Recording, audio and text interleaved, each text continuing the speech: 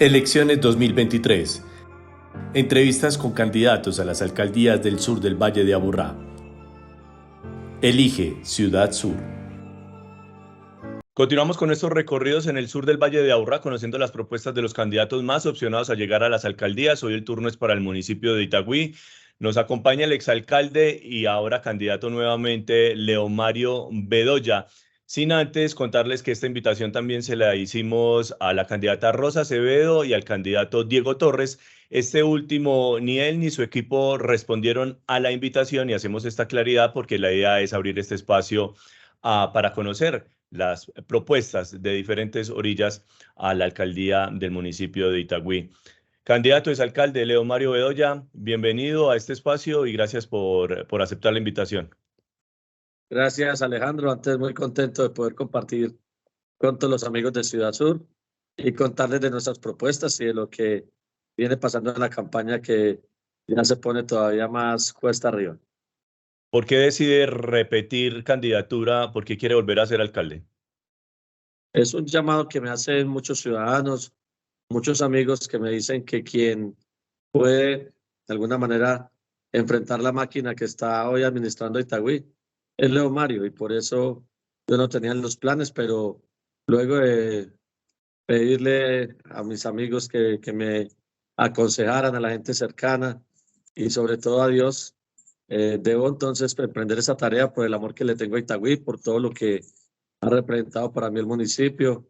Mi familia está allá, mis amigos están allá, toda mi historia me han ayudado para elegirme 3 veces cada vez que he aspirado y se la debo a Itagüí. Entonces es una demostración de amor por mi territorio, veo a la gente sufriendo y considero que es un ejercicio que deberíamos hacer para buscar que vuelva la inversión social a todos los ciudadanos de Itagüí. Pero, ¿por qué según usted no está marchando bien Itagüí? ¿Qué está fallando? Itagüí hoy tiene una consideración y es que se habla más desde la orilla de las comunicaciones. Se habla de un municipio muy buen vividero, con muchas oportunidades, con mucha seguridad y con mucha inversión social, pero si vos vas a los territorios y vas a los barrios, a las comunas, te das cuenta que esto es una falacia. La gente está sufriendo en Itagüí, la gente tiene muchas dificultades y el municipio, a pesar de tener unos grandes recursos, hoy demuestra que no han sido bien administrados. Por eso consideramos que es una responsabilidad volver a retomar las riendas del municipio y que la inversión social vuelva a cada uno de los ciudadanos que hoy no está ocurriendo. Yo le tengo que preguntar, candidato, porque usted se hizo elegir cuando fue alcalde, también hacía parte de ese grupo político. ¿Por qué ahora tiene que cambiar ese modelo y por qué se distancia? Porque nosotros cuando entregamos la alcaldía, a pesar de haberla recibido con grandes dificultades financieras de el exalcalde Trujillo, un déficit de 93.000 millones de pesos, o sea, cuentas por pagar, y teníamos que pagar un préstamo que había hecho la anterior administración que generaba pagos de parte de nuestra administración anuales de 40.000 millones de pesos de capital e intereses, es decir, recibimos el municipio muy golpeado. Sin embargo, hicimos, en mi concepto, una de las mejores administraciones de toda la historia, cumplimos el plan de desarrollo en 95% y nos rindió la plática e hicimos muchas obras. En ese entonces teníamos, el último presupuesto fue de 450.000 millones en el 2019. El presupuesto actual es de 750.000. Y mucha gente no sabe, pero en este año, 2023, va a ser en el que Itagüí tenga la mayor deuda con los bancos de toda la historia, 220.000 millones. Y la Contralora de Itagüí acaba de decir que Adeli, la empresa con la que contratan las obras, tiene un déficit de 95.000 millones de pesos. ¿Y Entonces por qué esa esto, deuda? ¿Dónde está la plata? Porque las obras, algunas con dificultades, incluso Adeli. sí, claro, muchas obras están frenadas, en muchas ni siquiera había personas trabajando. Unas tuvieron que ampliar las interventorías, que vale mucho más plata. El costo de oportunidad, no entregarla a tiempo. Esa es la pregunta, Alejandro. Nosotros consideramos que hoy Itagüí está sosteniendo un proyecto político del senador Trujillo. Y esto no es dable, pues tenemos muchas necesidades, mucha gente sufriendo y no están esos recursos para decir que se puedan emprender nuevos proyectos por fuera, sabiendo que en Itagüí la gente está sufriendo y requiere la mano amiga del Estado. Pero a ver si le entiendo. Para ustedes, con los recursos del municipio de Itagüí, se está financiando un proyecto político personal. Por supuesto, tú puedes observar inclusive en la campaña actual, la campaña del oficialismo tiene tapizado Itagüí desde hace 6 meses. Está lleno de publicidad de todos lados, de lonas, de afiches, han hecho grandes eventos, tienen carrovallas, han desplegado toda la máquina de la administración en favor de ese proyecto. Y eso vale unos recursos muy importantes. La pregunta es de dónde salen. Pues no creo que sean de recursos propios del candidato o de el equipo que lo está respaldando. Eso debe salir de algún lado. Y pues todos suponemos que salen de los impuestos de los itagüeseños. Bueno, hablemos de la actualidad del municipio y mencionamos el tema de las obras porque es uno de los asuntos que más preocupa actualmente a muchos habitantes del municipio. Vemos el corredor metropolitano con un retraso bien importante. MetroPlus se destrabó al final, pero necesitó una adición también importante de recursos.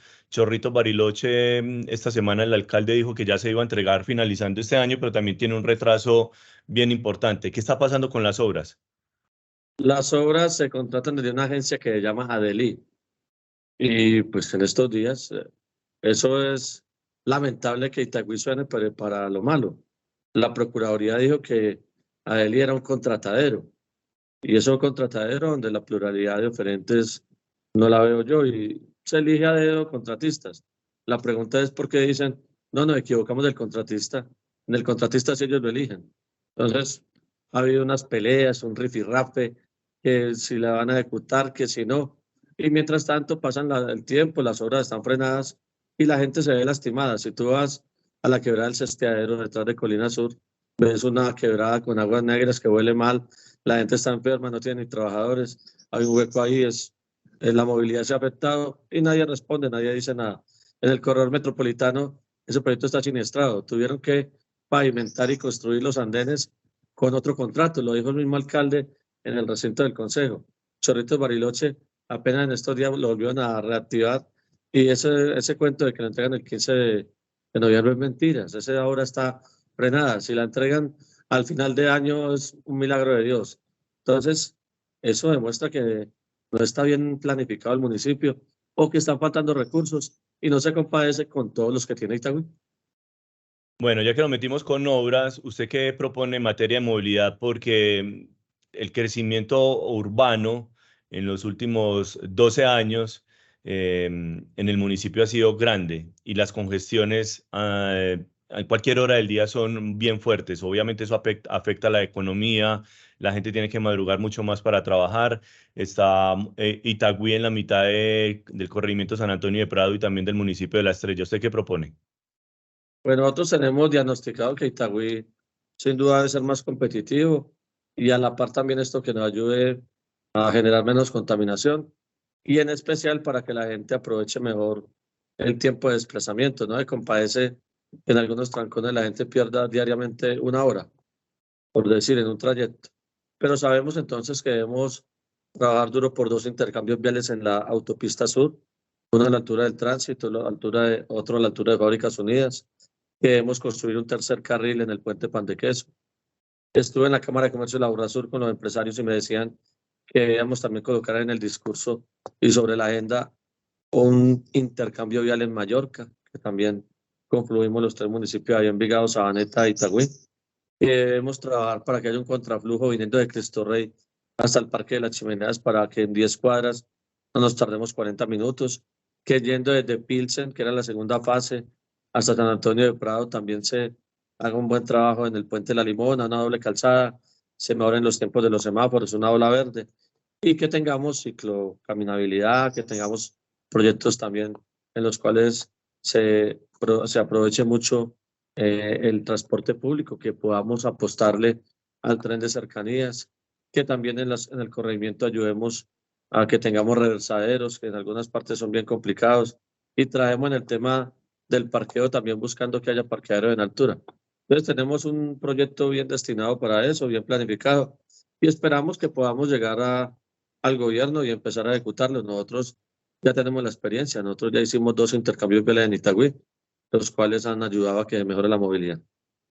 Y usted mencionó un tema bien importante y es el parqueo en las calles, pero también llama mucho la atención la falta de agentes de movilidad para, obviamente, gestionar el buen flujo de los vehículos. Hay unos cambios viales importantes, semáforos nuevos, pero el parqueo en las calles es bien preocupante en Itagüí. Sí, claro, nosotros tenemos que aumentar el número de agentes de tránsito. Cuando estuvimos en el gobierno, contratamos una cantidad representativa para que tuviéramos más control en las calles. El tránsito hoy es de las entidades que está generando más ingresos de recursos. Entonces también vale la pena tener más agentes en mejores condiciones, con mejores vehículos y aprovechar toda la tecnología para buscar que Itagüí, como te digo, cada día tenga más flujo y más movilidad para que de esa manera seamos más competitivos. Candidato, usted en las obras que menciona, en los proyectos, muchos ya se han venido hablando. Es decir, esta administración de Itagüí habló de los 2 intercambios en la autopista, el contraflujo también se ha venido hablando en la avenida Guayabal desde el área metropolitana, el intercambio de Mallorca, pues también ya se está avanzando en una primera fase entre Sabaneta y Envigado. ¿Por qué usted los incluye en el programa de gobierno? ¿Hay que meterle recursos o por qué? Porque, pues, es una estrategia de decir, el intercambio vial ya está listo, dijo el candidato del oficialismo, ¿cierto? El intercambio de Fábricas Unidas. Pero yo no sé qué significa estar listo para ellos. O sea, estar listo no es un proyecto que esté planificado ni que esté sustentado, que ya se radicó en alguna entidad para que lo cofinancie. Las obras tienen que ser tangibles. Entonces, no es cierto que se diga, no, ya está listo una obra si no se empieza a construir. Entonces, entiendo que por el tema político y por el tema de la campaña, estaban anunciando que esta semana el alcalde de Itagüí iba a colocar la primera piedra. Pues, yo valoro mucho eso, que empiecen a hacer las obras, pero también a la par, pues lo mismo que ellos critican, no, que es que las obras quedan comenzadas.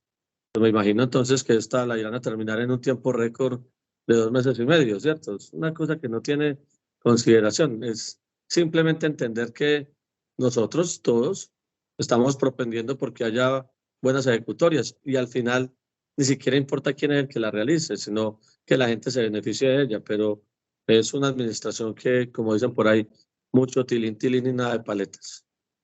Y hablemos de seguridad, candidato. Itagüí hace unos 20 años era un municipio bien complejo en materia de asesinatos, de hurtos. Las cifras, la verdad, hoy son bien inferiores a lo que se vivía en aquella época. Pero el tema de hurtos, de fleteo, sigue preocupando al comercio, a los habitantes en general. ¿Usted qué propuesta tiene? Pues lo que te puedo decir, Alejandro, es que nosotros tenemos una combinación de saber que necesitamos tener la mano fuerte del Estado, pero a la par debe haber una inversión social. Cuando estuvimos en el gobierno, nosotros hicimos 31 operaciones contra las bandas delincuenciales, más de 400 capturas de delincuentes, erradicamos la extorsión de Itagüí, una disminución del 52% de los homicidios con respecto al cuatrienio anterior y llevamos más de 220 cámaras de seguridad para el territorio. Una modernización total de la seguridad en el municipio y unos buenos indicadores. Lo que tú mencionas ahora es uno de los temas que se debe revisar. Según esta administración, Itagüí es modelo en seguridad en Colombia. Y yo sinceramente considero que hoy hay muchas dificultades, hay mucho hurto a personas, hay mucho fleteo.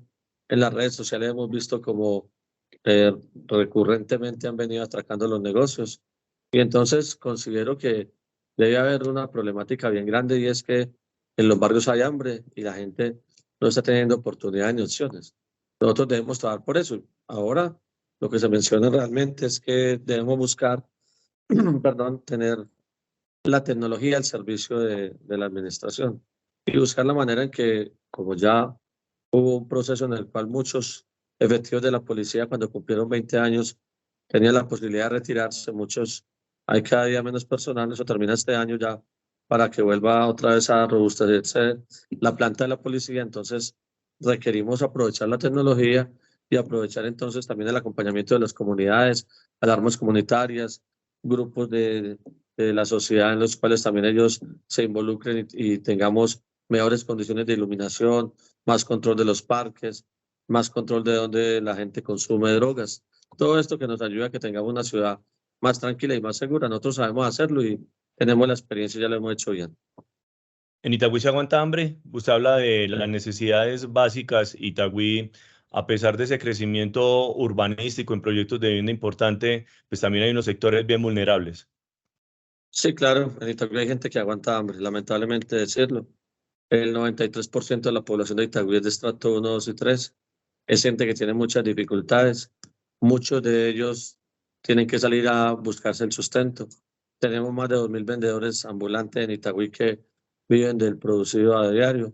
Tenemos un dato no menor, 4.125 jóvenes y niños venezolanos estudiando en los colegios públicos de Itagüí. Gente que vino de Venezuela, la mayoría con pocas pertenencias y con dificultades. Entonces, en Itagüí hay mucha gente que tiene a lo largo de la historia el deseo de que el Estado llegue y lo acompañe. Por eso tenemos un proyecto en el cual vamos a focalizar para entregar a quienes lo necesiten de verdad 5.000 millones de pesos en subsidios, porque inclusive este gobierno ha decidido que al cambiar la calificación del Silven de números a letras, mucha gente en la visita ha perdido este acompañamiento del subsidio. Entonces, es la responsabilidad del Estado acompañar tanta gente que está sufriendo en Itagüí. Candidato, le tengo que preguntar por una propuesta que me llamó mucho la atención y es la reducción del impuesto predial. En campaña suelen aparecer ese tipo de propuestas. ¿Esta tiene fundamento económico, viabilidad o se lo tengo que preguntar o es más populista? Pues lo que te puedo decir, Alejandro, es que a lo largo del tiempo en Itagüí se ha venido haciendo una conservación catastral y es ir aumentando poco a poco el impuesto para que cuando la norma obliga a que se haga la actualización no sea tan fuerte. Y también se hizo un estudio inmobiliario para determinar en algunos sitios que el avalúo no estaba tan cercano al real. Por eso entonces ahora el impuesto ha venido subiendo y está en unos valores que son bastante importantes para mucha gente. ¿Qué es lo que podemos hacer con el impuesto predial? Podemos cambiar el millaje, cambiar los rangos en los cuales están los predios valorados y de esa manera también entonces modificar el código de rentas de Itagüí, el estatuto tributario y modificar también el cobro y el porcentaje que se le podría determinar a cada una de esas personas. Haciendo una modelación de ambos, que es un tema técnico, se podría disminuir el impuesto predial y ayudarle a la gente que tuviera un alivio en este tema. ¿Pero depende de usted o también del consejo? Depende del consejo, claro, nosotros tenemos la voluntad y sería presentar proyecto de acuerdo al consejo en el cual se autorice que podamos hacer esa modificación. Y ya que nos metimos en ese panorama, ¿usted cómo ve el panorama para el nuevo consejo? Porque esta campaña está bien disputada. Pues el tema del consejo es un tema de pesos y contrapesos. Aún sabemos que el oficialismo tiene la mayoría de los concejales actuales acompañándolo, pero eso no es óbice para decir que un concejal cuando gane tenga la oportunidad de interactuar con el gobierno que vaya a liderar la ciudad. En su momento recuerdo que cuando ganó otro alcalde acercamos a algunos concejales que estaban en oposición, 3 o 4. Entonces, no es un tema que a nosotros nos preocupe porque lo hemos dicho y también vale la pena la aclaración. Nuestro proyecto no está en contra ni de las bases, ni de los empleados rasos, ni de los contratistas, ni de la gente que está generando riqueza y devengando un sustento con el municipio de Itagüí. Nuestro proyecto está en contra de quienes no van a trabajar y les pagan, de quienes maltratan a la gente en Itagüí, de quienes sin tener las competencias reciben un sueldo mucho más alto que otras personas que se han formado, y también de los directivos que se han cansado con actitudes bastante desobligantes, de humillar a la gente, de presionarlos, de mantenerlos siempre bajo un secuestro, como se dice, y que toda esa gente sí es en realidad los que están haciendo que hoy Itagüí no tenga el progreso que nos merecemos. Y considero que cuando ganemos la alcaldía, muchos de ellos, la mayoría, no va a estar con nosotros en el gobierno. A usted le critican, le cuestionan mucho sectores políticos, incluso de la campaña de Diego Torres, la situación con los colegios, con los megacolegios. ¿Cuál es la realidad? ¿Qué pasó? O si usted tuvo responsabilidad con esas obras que estuvieron frenadas varios años y que estudiantes tuvieron que pasar casi que su bachillerato en aulas móviles. Muy bien, esa es una muy buena pregunta. El modelo que se estaba proponiendo de una modernización de la infraestructura educativa venía del gobierno anterior. Nosotros al nuestro. Pero es un tema Nosotros- nacional. sí, es un tema nacional. Y había un fondo de infraestructura física que era el que determinaba entonces que nosotros, los municipios, pusiéramos unos recursos y ellos iban a contratar la construcción de las obras.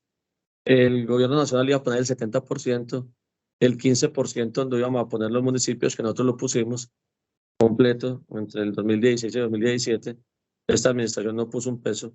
Y el otro 15% lo gestionamos con el área metropolitana, que iba a ser la demolición de los colegios más el urbanismo de todos ellos. ¿Qué pasó? El gobierno nacional contrató 252 colegios con 2 empresas. Mota&Gil se llamaban, portuguesas. Y entonces estas personas entraron en un conflicto con el gobierno, no construyeron los colegios. El área dentro de los compromisos era que necesitaba que todos los colegios fueran demolidos al tiempo. Y esto lo vimos en todos los municipios del Valle de Aburrá, o sea, no solamente Itagüí, todos quedaban en el piso y ante la pelea del FIE con los contratistas se fue atrasando y nosotros de una manera responsable contratamos todos los sedes, las sedes posibles donde pudiéramos llevar los colegios, junta de acción comunal, en algunos colegios que no estaban funcionando a tope, nos alquilaron salones y destinamos los mejores lugares y en unas partes llevamos unas aulas provisionales. El problema de la construcción de los colegios no fue de nuestra administración, fue del FIE. Y una cosa más particular, era el alcalde, era el secretario de Infraestructura, el alcalde actual, y el secretario de Educación, el gerente de la compañía Diego Torres. Pero es una contradicción que ellos critiquen algo que ellos saben que hicimos, siempre con un buen juicio y pensando en el beneficio de Itagüí. La pregunta sería, Alejandro, si ellos son tan amigos de este gobierno, ¿por qué llevan tanto retraso para construir los colegios? Ya han pasado 7 años y todavía no se han terminado. Esa sería una buena pregunta. Candidato, le voy a cambiar de tema y hablemos del panorama político porque se ha movido mucho en los últimos 2 meses. Se habría hablado de posibles alianzas, han salido en redes sociales, en algunos medios locales, reuniones con otros candidatos. ¿Eso al fin en qué paró? Pues lo que puedo decir es que siempre habrá el deseo de hacer alianzas y de hacer juntanzas en torno al beneficio de Itagüí. Lo que debe aliar los proyectos y buscar una unidad siempre eran los programas de gobierno. Entonces nosotros hemos estado siempre dispuestos a que mediante mecanismos estadísticos o de alguna manera se determine cómo se pueden realizar esas alianzas para tratar entre todos de buscar que podamos llegar victoriosos al 29 de octubre. Pues se trabaja en ellas, el tiempo va pasando. Lamentablemente ya todos aparecemos en el tarjetón, entonces eso también puede ser un factor distractor para la comunidad, pero de todas maneras no se descarta que en próximos días podamos tener buenas noticias y que estemos algunos candidatos aliados en torno al propósito de ganar la alcaldía de Itagüí. ¿Usted está tranquilo? La Procuraduría hace pocas horas abrió una nueva indagación, investigación en su contra. Sí, claro, es un tema que yo ya tenía conocimiento que iba a suceder, toda vez que la persona que ocupa ese cargo es del equipo de Antioquia. Y pues estaba recomendado de que en esta época propicia hicieran ese tema de una especie de escándalo en contra mía. Pero la realidad es que es una investigación que nosotros, si tenemos un interlocutor que esté imparcial y que nos brinde las garantías, vamos a demostrar que eso no tiene ninguna situación anómala desde el punto de vista jurídico. Yo siempre he sido un tipo correcto y un tipo que ha hecho bien las cosas. Me lo enseñó mi papá. Pero es un tema que se denota que en esta campaña aparecen todas las formas de lucha y sobre todo que quienes tienen el poder están bastante preocupados de poder perderlo, pues porque es la columna vertebral de todo su proyecto. Y hay algo bien llamativo, en Itagüí el presidente Gustavo Petro parece el coco, todo el mundo se pega para atacar, lo coge para atacar al otro. ¿Realmente cuál es la candidatura cercana a la presidencia, teniendo en cuenta que igual habrá que trabajar con el gobierno nacional?